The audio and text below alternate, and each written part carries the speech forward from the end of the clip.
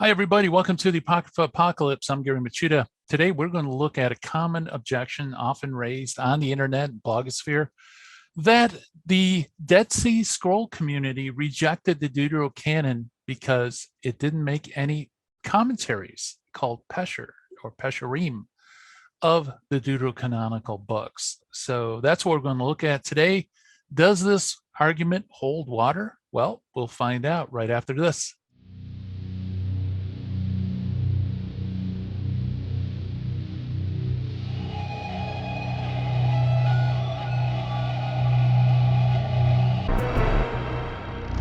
All right, one thing that you will notice as you look at all the various arguments against the Deuterocanon is over and over again, the arguments based on silence. And silence is the worst kind of argument you can make. Why? Because silence always cuts both ways. It neither affirms nor denies anything. And if you want to turn it into or weaponize an argument from silence, you have to build a very good case that the fact that a certain item is absent would in fact indicate definitive rejection or dismissal of that thing. And 9 times out of 10, in fact, I don't think I've ever seen anybody who does that kind of casework. Instead, they just propose it. And unfortunately, some people fall for it. So what is the argument we're looking at today? Well, it's the claim that in Qumran, the community never made a pesher document from a Deuterocanonical book, and therefore it shows that the Qumran community rejected it as scripture. We're going to take as our lead an article written by Dr. Norman Geisler in the Baker Encyclopedia of Apologetics. We've already treated one of his shenanigans in terms of source material in a previous video. This video, we're going to look at what he has to say about Qumran, and actually part of it. So this is going to be a short video, but I think it's still important. So let's look at what Dr. Geisler has to say. Now, this is from page 31, Baker Encyclopedia of Christian Apologetics, the Baker Reference Library. It was put out in 1999. And by the way, this article of Dr. Geisler is very important because it's been lifted and used by many non-Catholics and broadcast all over the web as viable argumentation. So he writes, quote, "The apocryphal writings at Qumran, the discovery of the Dead Sea Scrolls at Qumran include not only the community's Bible, the Old Testament." So here it sounds like he's making the claim that all the discoveries bring forth the whole Bible that they accepted at Qumran, which actually isn't true. There's no fragments found of Esther and so on. So, I mean, I think this is, it's kind of reading stuff into this. But anyway, that's not the point. He says, but their library with fragments of hundreds of books. Now, here's where we get into the argument for today. Among these, there are some Old Testament apocryphal books. And then he says, the fact that there are no commentaries found from the apocryphal books and only canonical books were found in special parchment and script indicates that the apocryphal books were not viewed as canonical by the Qumran community. So there you have the argumentation from Geisler. And as you can tell, there are two parts to his descriptors. One is the absence of a pesher, and the other has to do with the special script and so on. We're only going to look at the first part about whether or not the absence of a pesher tells us anything about whether Qumran accepted them as sacred scripture. And we will table the second part for maybe one or even two videos because it's quite involved. And so we'll address that second part about special scripts and so on later on. But let's look at the pesher or pesharim, because Geisler makes it seem as if the lack of a pesher, the lack of a commentary, indicates that a book is not sacred scripture. And although he doesn't say it, he kind of implies that perhaps peshers were given only to proto-canonical books. Again, that seems to be more of a kind of implication. He doesn't actually say it, though. So in fairness to him, I want to point that out. So the question then is, how much weight should we give to this argument? How many pesharim were found in Qumran? How many books received a pesharim, and what kind of books received commentaries? Well, in order to do this, I want to go to a website. This is one of my favorite websites when it comes to actually investigating the various fragments that were found in Qumran. It is this website right here. Put it on the screen. All right, so this is from the Israel Antiquities Authority, the Leon Levy Dead Sea Scroll Digital Library, and you could check it for yourself at deadseascrolls.org.il. And all you need to do is just go to Explore the Archive right here, click on it. It'll give you various ways to search through the archive, and just click on the pesher indicator, and you'll receive all the fragments that are categorized as peshers. So here we have it. Okay, so there are 21 results from a search for peshers. And we have, let's go through it. Q1 has a pesher from Micah.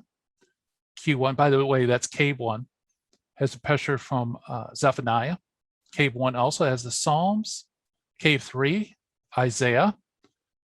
Cave 4 has Isaiah A, B, C, D, and E.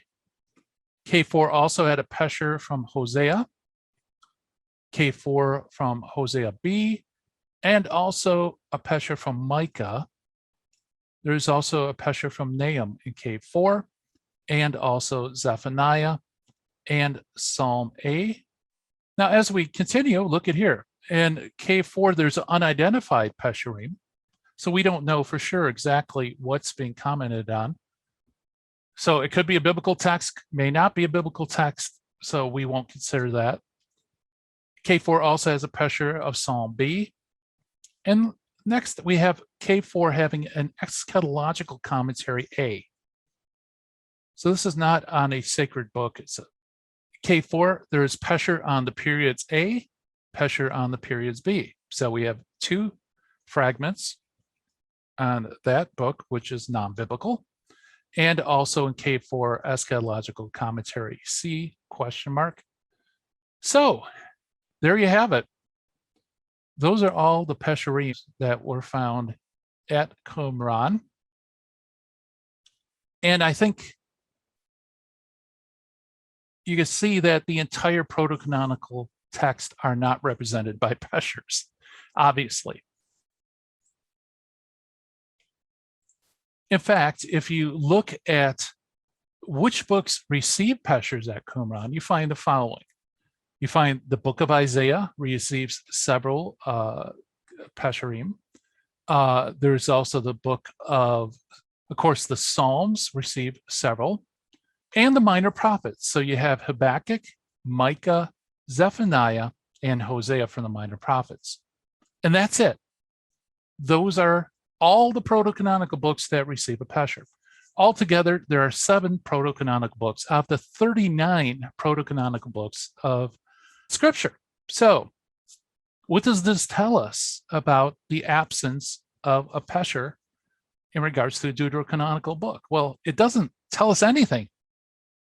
In fact, it doesn't really tell us anything about which proto-canonical books were accepted in Qumran. I mean, it's just such a tiny sample size from the proto-canonical books that you really can't draw any inference of the absence of a Deuterocanonical book. In fact, the very fact that the Deuterocanonical books don't receive a pesher actually puts them more in line with the proto-canonical books, because most of those don't receive pesharim either. So that's one thing. The sample size is so tiny in regards to the actual books that receive commentaries that the absence of a pesher really doesn't have any weight at all. But even more deadly to the argument is the fact that there are non-biblical books that do receive pesharim. Whether or not a book receives a pesher tells us absolutely nothing about its sacred status, unless these non-biblical books that do receive peshers, maybe they were considered sacred. I don't know, and you see this also with argumentation about quotations in the New Testament. The fact of the matter is the New Testament does quote and allude to non-biblical books. And often if you put forward a text that shows, hey, the inspired author is using a Deuterocanonical book, all of a sudden these non-biblical books are put in argument and say, see, it doesn't prove anything because the New Testament quotes extra biblical books anyway. Well, then why even pose the argument if that's true? Because then there's no weight to the argument. The same thing is especially true here with the pesharim. The fact is that even if we found a pesher of Ben Sirach, for example, a Deuterocanonical book of Sirach, non-Catholics would quickly point out that, hey, there are pesharim from the, and all these other extra biblical things, so it doesn't show anything anyway. Anyway, yeah, it is a little bit of a silly argument. It's an argument from silence, and quite frankly, the amount of evidence that we get from Qumran in regards to pesharim simply doesn't give us any reliable information on which books were sacred and which ones were not considered sacred. And so it's vacuous smokescreen type argument that really isn't valid. But nevertheless, it is popular, and you will see this on various articles throughout the blogosphere, throughout the web. You'll see this over and over again. That's why it's important. And by the way, if you enjoyed this video and others that are on this channel, if you haven't, please subscribe, like, also ring the bell, because we do live stream. In fact, we had some very important live stream programs, one just recently about Jan Hus and Deuterocanon. So if you ring that bell, you'll be aware of when we're able to do live streaming. Also, if you want to support us, we truly appreciate it. Go to Patreon, and your support enables us to buy resource material, to do further resources, and to make them available free for anyone who wants to go on YouTube and view these videos. So we really appreciate it. All right, until next time, I'm Gary Machuda. Take care.